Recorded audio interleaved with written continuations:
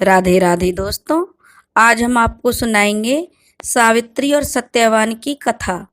अगर आप हमारे चैनल पर नए हैं तो प्लीज़ हमारे चैनल को लाइक करें, सब्सक्राइब करें और शेयर करें।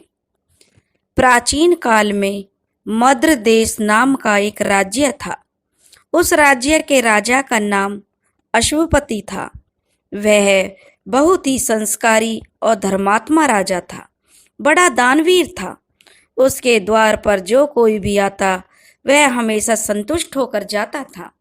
उसके द्वार से कभी कोई निराश होकर नहीं लौटा। उसके राज्य में ब्राह्मणों को यज्ञ आदि करने की पूरी स्वतंत्रता थी। साथ ही कोई शूद्र भी उसके राज्य में अपमानित नहीं होता था। राजा क्षमाशील था। राजा सभी तरह से सुखी और संपन्न था। बहुत प्रसन्न था, पर नियति के खेल निराले हैं। वह किसी को भी पूरा सुख नहीं देती। कोई ना कोई ऐसी कमी रख देती है जिससे प्राणी को कोई ना कोई दुख बना रहता है। किसी न किसी चीज का अभाव उसको लगा रहता है। अश्वपति राजा का भी एक बहुत बड़ा दुख था। वह यह था कि उसे कोई संतान नहीं थी। युवा अवस्था में तो राजा ने कोई चिंता नहीं की, पर जब उसकी उम्र ढलने लगी तब उसे लगने लगा कि निसंतान मरना तो घोर पाप है। ऐसे व्यक्ति का ना तो यह लोक सुधरता है और ना ही परलोक सुधरता है। वह नरक का भागी बनता है। तब राजा ने अपने गुरुओं को बुलाकर और अपने राजपुरोहित को बुलाकर विचार किया। गुरुवर, मैं हर तरह से सुखी हूँ, पर संतान नहीं होने के कारण मैं बड़ा दुखी हूँ। मुझे इस संकट से बचाने के लिए कोई श्रेष्ठ उपाय बताइए। विद्वान पंडितों ने और राजपुरोहित ने सोचकर कहा कि आप देवी सावित्री की तपस्या कीजिए, वही प्रसन्न होकर आपको वरदान देंगी। राजा ने सावित्री देवी की उपासना शुरू कर दी। वह नियम पूर्वक देवी की उपासना करता, पूजा पाठ करता और माता की सेवा में लगा रहता। वह कम अन्न खाता था, ब्रह्मचर्य का पालन करता था। उसने 18 वर्ष तक देवी सावित्री का जप तप किया, 1,00,000 बार हवन किया। अंत में देवी सावित्री राजा से प्रसन्न हो गई और वह प्रकट होकर बोली, राजा, मैं तुझसे बहुत प्रसन्न हूँ। तूने मेरी बहुत पूजा अर्चना की है, इसलिए मैं तुझसे बहुत संतुष्ट हूँ। तुमने मेरी जो उपासना आराधना की है वह बहुत ही सराहनीय है। तुम जो चाहो मुझसे वरदान मांग सकते हो। अश्वपति राजा की आंखों में खुशी के आंसू उमड़ आए। वह कुछ बोलना चाहता था, पर उससे बोला नहीं गया। माता बोली, बोलो राजा, बोलो। सावित्री माता ने फिर कहा। राजा ने अपने आप को संभाला और फिर धीरे से बोला, हे देवी माँ, आप तो सब कुछ जानती हैं कि मैंने यह तप क्यों किया है। आप हर किसी के मन की बात को जानती हैं। फिर भी आपकी आज्ञा से मैं आपसे प्रार्थना करता हूँ कि मैंने यह तपस्या संतान प्राप्ति के लिए की है। माँ, यह सच है कि वंशहीन व्यक्ति, चाहे वह राजा हो या रंक, उसका जीवन पापमय होता है। उसकी गति और मुक्ति किसी भी लोक में नहीं होती। मुझे आप संतान का वर दीजिए। देवी बोली, मुझे पहले से ही तुम्हारे तप का अभिप्राय मालूम था, इसलिए मैंने परम पिता ब्रह्मा से अनुरोध कर दिया। राजा, तुम्हारे संतान जरूर होगी। अब राजा माँ की जय जयकार करने लगा। माता बोली, राजा, संतान तो होगी, पर कन्या होगी। अत्यंत ही सुंदर, गुणवान और तेजस्वी कन्या तुम्हारे घर में जन्म लेगी। राजा कहने लगा कि मुझे संतान हो जाए, चाहे कन्या है या पुत्र है। देवी ने कहा कि हे राजन, वह कन्या सती होगी और तुम्हारे कुल का गौरव बढ़ाएगी। जिस तरह पुत्र वंश के नाम को उजागर करता है, उसी तरह वह कन्या भी तुम्हारे नाम को सारी धरती पर फैलाएगी। सावित्री माता इतनी बात कहकर सावित्री देवी अंतर्ध्यान हो गई। राजा के कानों में देवी के कहे हुए शब्द गूंजने लगे। अब वह बहुत प्रसन्न हो गया। वह दौड़ा दौड़ा राजमहल में आया। उसने यह शुभ समाचार सबको सुनाया। महल में भी सब प्रसन्नता से की लहर दौड़ गई। चारों ओर मंगल गीत गाए जाने लगे। राजा अश्वपति की सबसे बड़ी रानी का नाम धर्मिष्ठा था। वह भी राजा की तरह सदा धर्म कर्म करती थी, बहुत संस्कारी थी, धर्म का पालन करती थी। उसका मन भी बहुत ही दया थी, उसके हृदय में दया का सागर था उसका हृदय। एक दिन धर्मिष्ठा ने राजा से कहा कि राजा साहब, मेरे पांव भारी हैं। राजा यह सुनकर बहुत खुश हुआ, परंतु रानी लाज के मारे शर्मा गई और उसने कहा, राजा रानी दोनों उस दिन बहुत प्रसन्न हुए। उनकी प्रसन्नता की कोई सीमा नहीं थी। माँ सावित्री के वरदान का ही फल है जो आज यह दिन हुआ। रानी ने राजा से कहा, राजा से कहने लगी, राजा साहब, आपकी तपस्या का फल अब हमें मिलने वाला है। महाराज, आप सच कहते हैं, यह सब देवी माँ का फल है, आपकी पूजा पाठ का फल है। भगवान अब जल्दी से जल्दी मुझे वह दिन दिखाए जब मैं एक संतान का पिता कहलाऊं और मेरी रानी उसकी माँ कहलाए। राजा रानी से कहने लगे तो दोनों बड़ी आकुलता से उस दिन की प्रतीक्षा करने लगे। राजा अश्वपति पूजा से निवृत्त होकर, जैसे ही वे पूजा करके निवृत्त होकर सूर्य को अर्घ्य दे रहे थे, सूर्य भगवान अपने संपूर्ण तेज से चमक रहे थे। आकाश बहुत साफ था और नीला था। हवा में सुगंध फैली हुई थी। शायद वह बगीचे की ओर से आ रही थी। वे जैसे ही इस कार्य से निवृत्त हुए, वैसे ही एक दासी ने आकर कहा, महाराज की जय हो, बधाई हो। क्या हुआ? राजा ने जो है दासी से पूछा तो दासी ने कहा, महाराज आपकी जय हो, महारानी ने एक कन्या को जन्म दिया है। महाराज ने कहा, सच? बहुत बहुत बधाई। राजा ने अपने गले का हार उतारकर उस दासी को दे दिया। दासी ने महाराज की एक बार फिर जय जयकार की।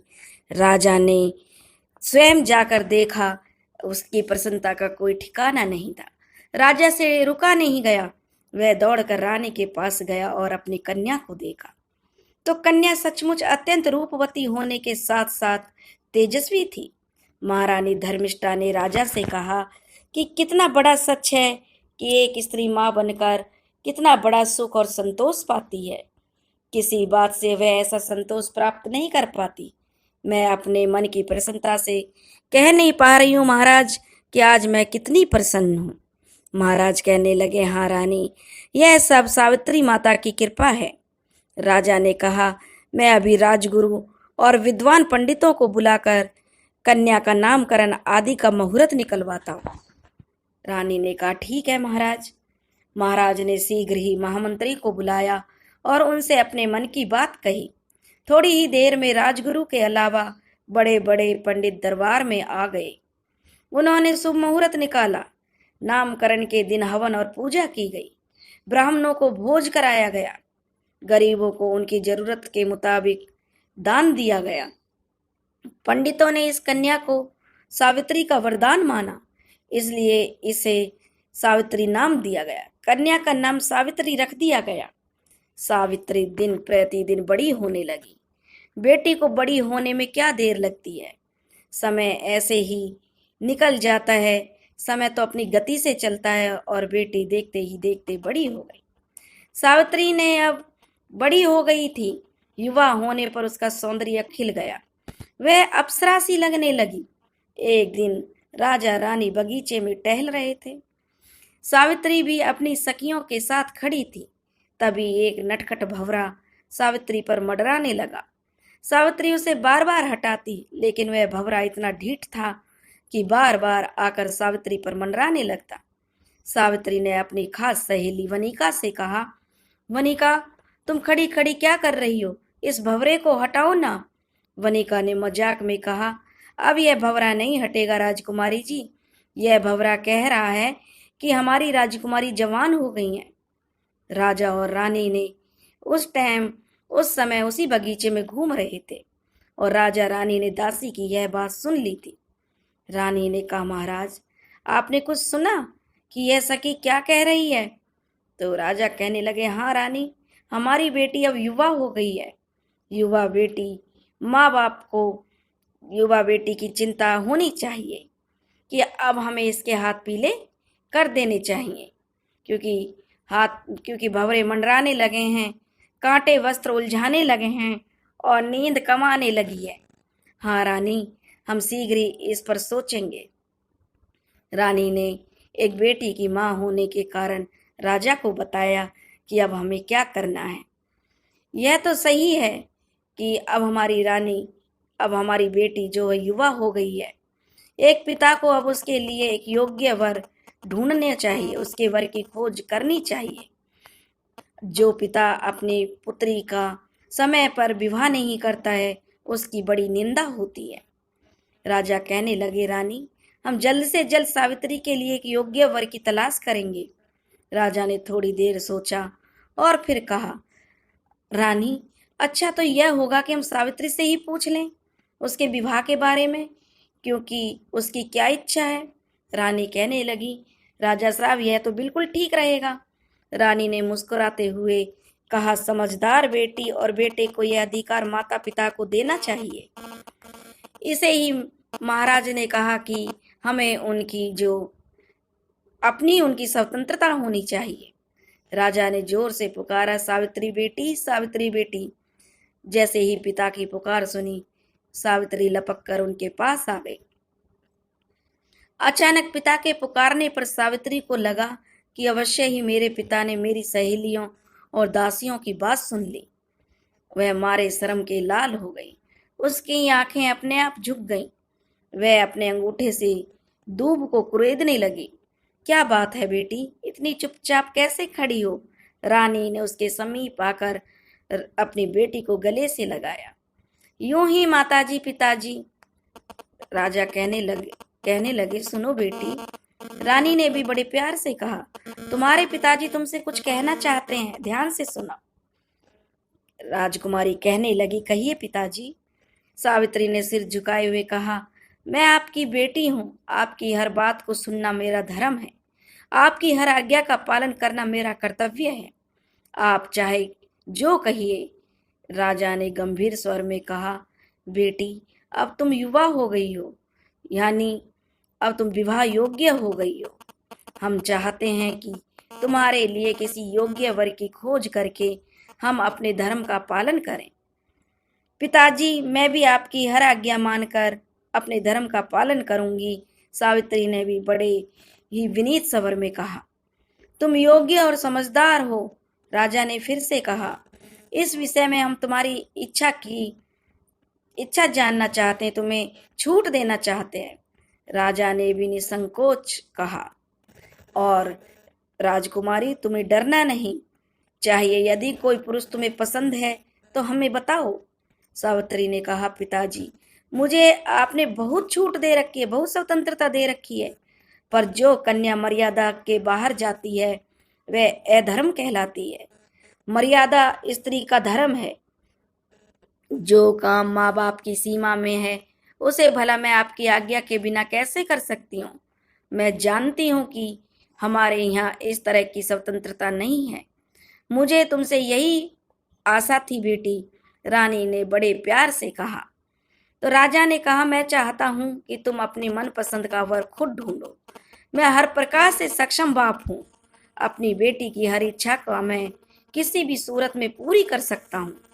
मैं तुम्हारी इच्छा भी पूरी करूंगा। तुम अपने लिए किसी योग्य वर को पसंद करो। भगवान ने चाहा तो सब ठीक होगा।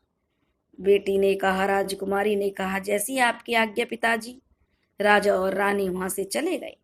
दासियां और सखियों ने भी सावित्री को फिर घेर लिया और उससे हंसी ठिठोली करने लगी। राजा ने दूसरे दिन दरबार में अपने प्रमुख मंत्रियों और वृद्ध ब्राह्मणों को इकट्ठा किया। उन्होंने अपने मन की बात सबको बताई। अनुभवी महामंत्री ने कहा, महाराज, यही सही तरीका है। स्त्री को कम से कम यह स्वतंत्रता तो मिलनी चाहिए कि वह किसे अपना वर निश्चित करती है। वह किसके साथ अपना जीवन गुजारना चाहती है।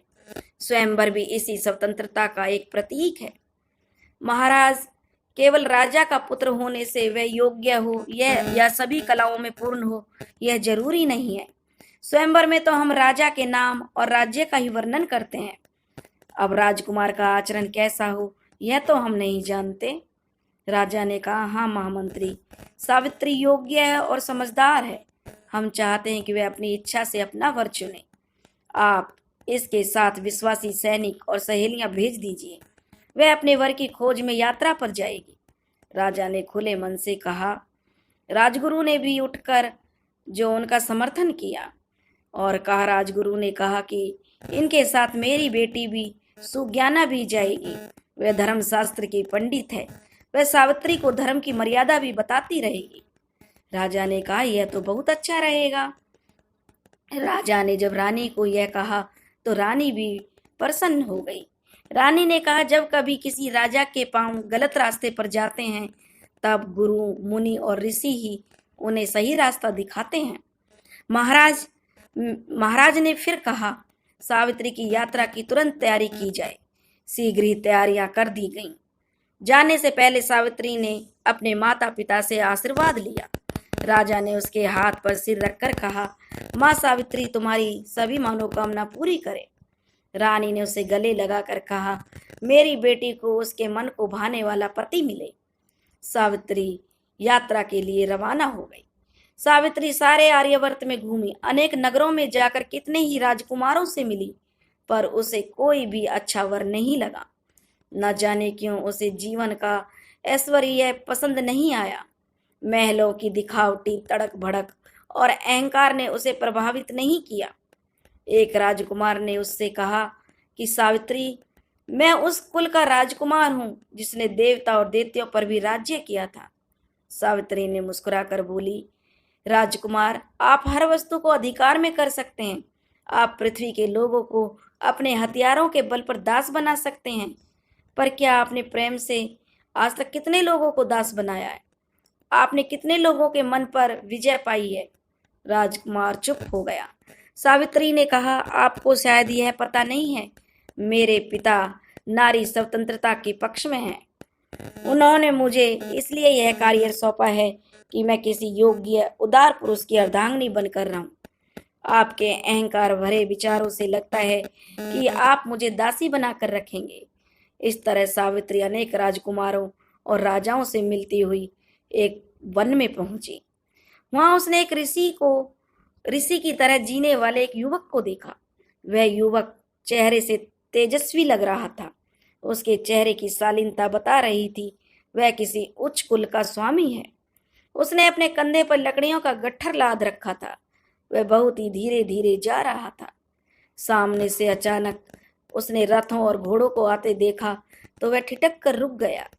वह सोचने लगा, कहीं हमारा पुराना शत्रु तो नहीं आ गया। हे भगवान, अगर यदि वह आ गया है तो अवश्य ही वह मेरे अंधे माँ बाप को सताएगा। उसने भगवान को याद किया कि प्रभु, चाहे मेरे प्राण ले लेना, पर मेरे माता पिता को जरा भी कष्ट मत पहुंचाना। तभी उसने देखा कि रथ पर एक सुंदर युवती सवार है, और इस वन में यह युवती कौन हो सकती है? रथी, घुड़सवार और पैदल रक्षकों के साथ वह युवती कौन है? जरूर यह कोई बड़े राजा की बेटी होगी। सावित्री ने उस तेजस्वी युवक को देखा और उसके युवक के चेहरे पर एक सलौना खिंचाव था। सावित्री उसे देखती ही रह गई और उसके मन में भी अजीब तरह का आकर्षण पैदा हो गया। वह उस युवक को देखते ही उस पर आकर्षित हो गई। मन युवक के बारे में जानने की अब उसकी तीव्र इच्छा हुई। वैसे विदुषी सावित्री ने इतना तो अनुमान लगा ही लिया था कि यह कोई श्रेष्ठ युवक है, एकदम कुलीन। सावित्री ने रथ को रोका और नीचे उतरी और बड़े ही विनम्र स्वर में बोली, क्या मैं जान सकती हूँ कि आप कौन हैं? उस युवक ने भी शालीनता से कहा, अवश्य देवी। आपका नाम क्या है? सावित्री ने फिर पूछा। तो वह युवक कहने लगा, मेरा नाम सत्यवान है। मेरे पिता का नाम धर्मतसेन है। इस घोर पवित्र वन में आप यह लकड़ियों का गट्ठर उठाकर कहाँ जा रहे हैं? सावित्री ने फिर से पूछा। सत्यवान बोला, देवी, भाग्य के फेर निराले हैं। मनुष्य को 7 जन्मों के कर्मों के फल भोगने पड़ते हैं। मेरे पिता साल्व देश के राजा थे। अंधे होने से वे एक राजकाज भली भांति नहीं देख पाए। मैं तब बहुत छोटा था, नादान था, और इन सभी स्थितियों का फायदा उठाकर पड़ोसी देश के राजा ने आक्रमण कर दिया। उसने साल्व देश की स्वतंत्रता छीन ली। हम अपने संकट के दिन यहाँ बिता रहे हैं। यह दुर्भाग्य से मेरे माता पिता नेत्रहीन हैं, इसलिए मैं उनकी सेवा कर रहा हूँ। ओह, आप इस घने वन में, इस घोर जंगल में रहकर किस तरह का जीवन बिता रहे हैं? क्या उससे आपका मन उचाट नहीं होता? सावित्री ने बड़े ही गंभीर स्वर में पूछा। तो सत्यवान ने कहा, नहीं देवी, बिल्कुल नहीं। सत्यवान ने कहा कि माँ बाप की सेवा से जितना आनंद आता है उसका मैं वर्णन नहीं कर सकता। वह पुत्र तो नरक के समान हो जाता है। जो अपने माता पिता की सेवा नहीं करता, उसके उन्नति के सभी द्वार बंद हो जाते हैं। वह यश के शिखर पर नहीं पहुंचता। आप बड़े ही शालीन और विनम्र हैं। सावित्री ने झट से पूछा कि इस कार्य में आपकी पत्नी अवश्य ही सहयोग करती होगी। सत्यवान मुस्कुराया और बोला, नहीं देवी, मैं तो अभी कुंवारा हूँ। माँ बाप उनकी सेवा ही कर रहा हूँ। यह सुनकर सावित्री बड़ी प्रसन्न हुई और इतना सुनकर वह अपने राज्य को चली गई। अपने माँ बाप से जाकर कहने लगी, माताजी, पिताजी, आप ठीक कहते हैं, पर जिनके पक्के इरादे जिन्होंने कर लिए वे हर रास्ते पर चल सकते हैं। तो मैंने सत्यवान से ही अपना वर चुन लिया है। मैं सत्यवान से ही विवाह करूंगी। मैंने मन ही मन उन्हें अपना पति मान लिया है। राजा रानी ने कहा, जैसे तुम्हारी इच्छा। राजा ने कहा कि कल मैं दरबार में इस विवाह के लिए मंत्रियों और पूजनीय ब्राह्मणों से विचार करूंगा। सावित्री ने कोई उत्तर नहीं दिया। दूसरे दिन दरबार में राजगुरु, पंडित और मंत्रीगण सभी उपस्थित थे। राजा ने सारी बात बताकर कहा, मेरी बेटी सावित्री ने एक वनवासी राजकुमार सत्यवान को अपना वर चुना है। राजगुरु ने कहा, कोई बात नहीं, जिसके भाग्य में जो लिखा वही होता है। सावित्री का यह वर पहले से ही तय है। तभी द्वारपाल ने सिर झुकाकर कहा, महाराज की जय हो, देव ऋषि नारद पधारे हैं। राजा ने चौंक कर कहा, देव ऋषि नारद इस समय? राजा तुरंत सिंहासन से उतर गया और भागकर दरवाजे की। राजा को देखते ही नारद जी मुस्कुराकर कहने लगे, नारायण नारायण, देव ऋषि को मेरा प्रणाम। राजा ने दंडवत होकर नारद जी को प्रणाम किया। सुखी रहो राजन। आइए देव ऋषि, आइए और मेरे दरबार की शोभा में 4 चांद लगाइए। देव ऋषि नारद राजा के पीछे पीछे आते आते अपना एक तारा बजाते हुए नारायण नारायण करते जा रहे थे। दरबार में उन्हें उचित आसन दिया गया। उचित आसन पर वे विराजमान हो गए। महाराज की ओर देखकर नारद जी ने पूछा, राजन, आज तो दरबार खचाखच भरा है, किस बात पर विचार विमर्श हो रहा है? राजा ने सारी बात बताकर कहा कि प्रभु, मेरी बेटी ने सत्यवान को अपना वर चुना है। वह उसे मन से वर भी मान चुकी है।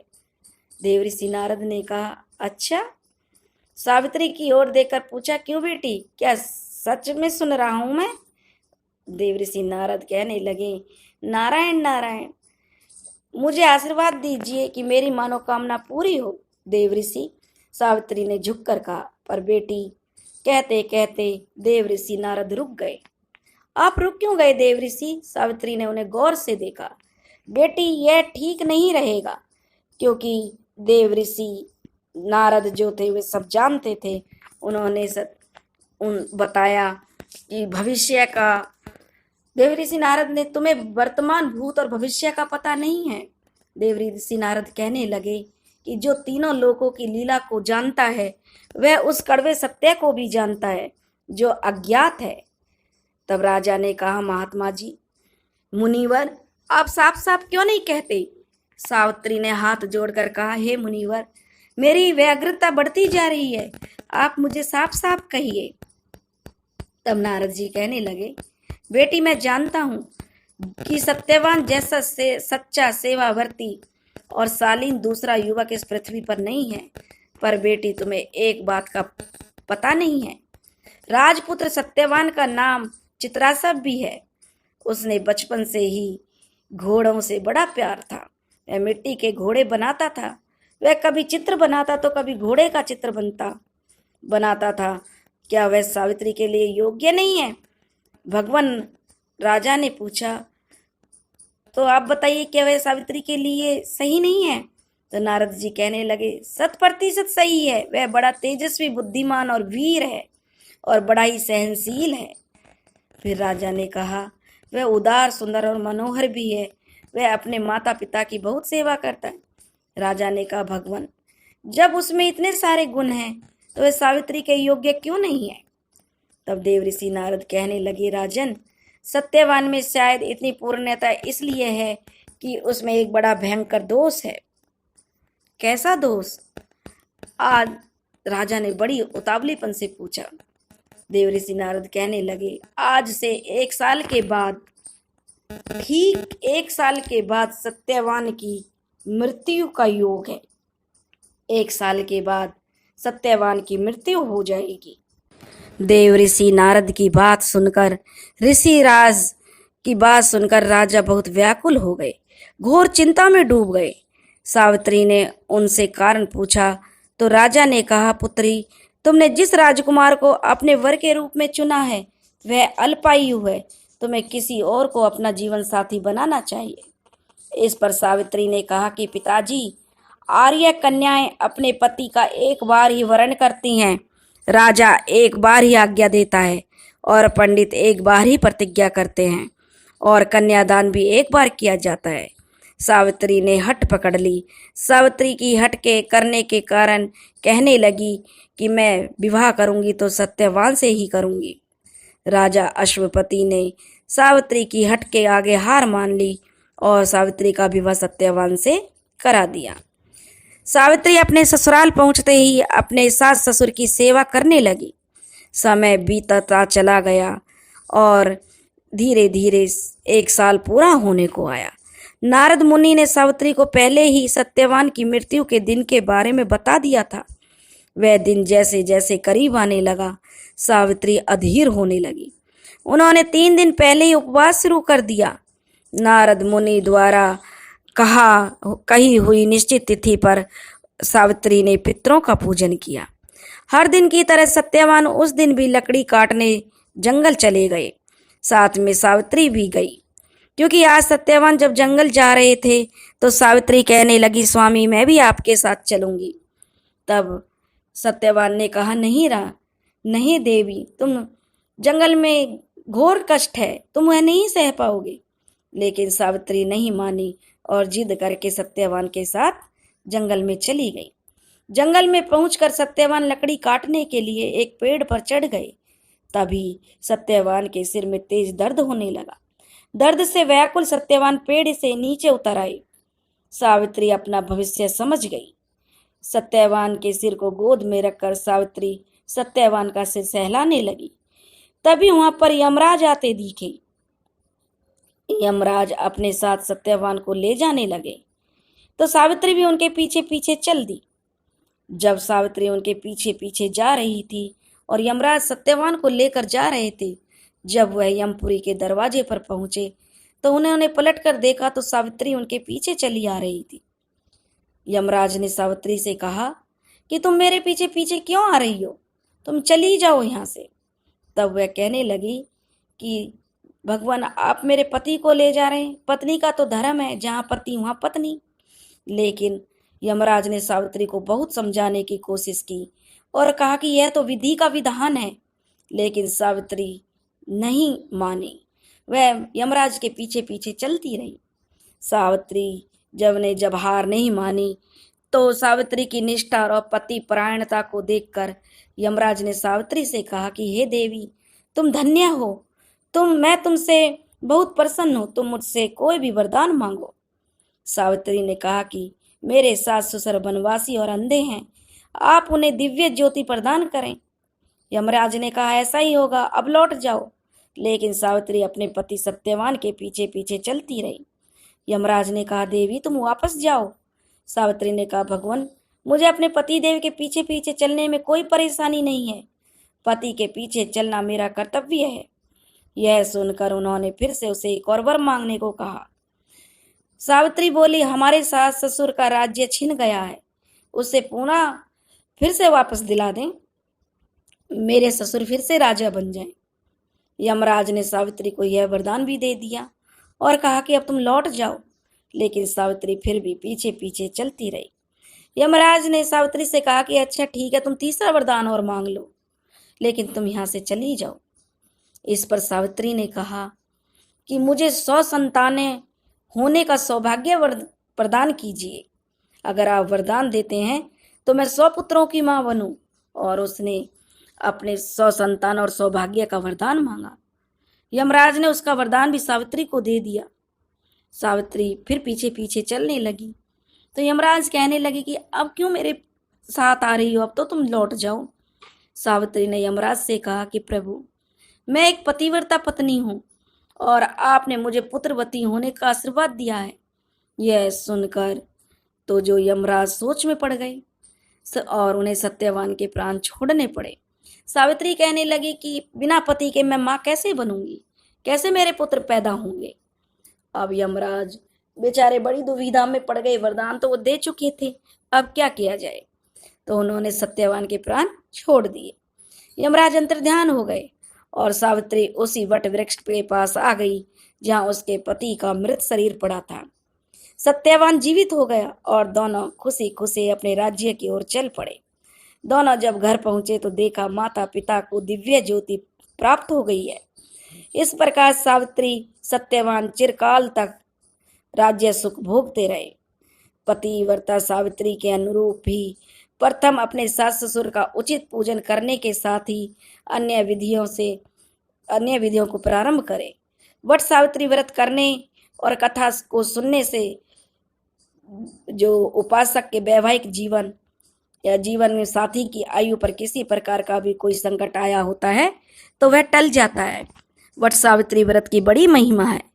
हे भगवान, जैसे सावित्री के पति की रक्षा हुई, वैसे ही जो ये कहानी कह रहे हैं और जो ये कहानी सुन रहे हैं, सबके प्रभु सबका अखंड सौभाग्य रखना, सबके सुहागों की रक्षा करना।